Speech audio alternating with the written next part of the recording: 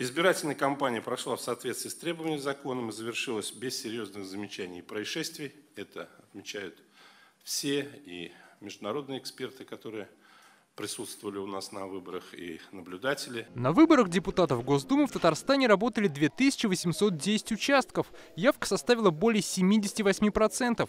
По итогам голосования по партийным спискам подавляющее большинство получила «Единая Россия». 5% барьер, позволяющий получить один мандат депутата, также преодолела КПРФ. Остальные партии набрали менее 3%.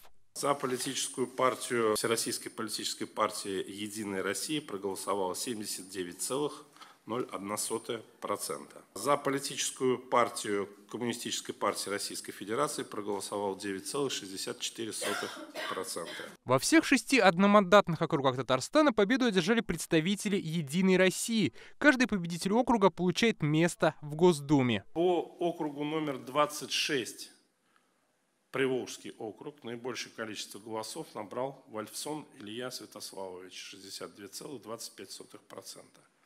По округу номер 27, Московский округ, Гельмундинов Ильдар Ирекович, 70,93%.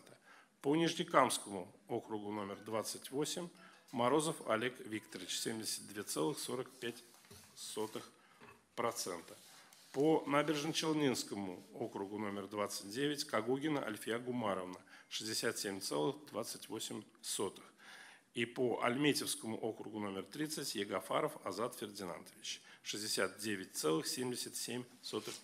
В целом по стране обработано 99% протоколов. Явка составила почти 52%. В голосовании по партийным спискам больше всего голосов набрала «Единая Россия». На втором месте КПРФ, на третьем ЛДПР, четвертый Справедливоросы. По предварительным данным, 5% барьер преодолела и партия «Новые люди». Окончательные итоги выборов Центр избирком России должен опубликовать в течение 3 недель со дня голосования.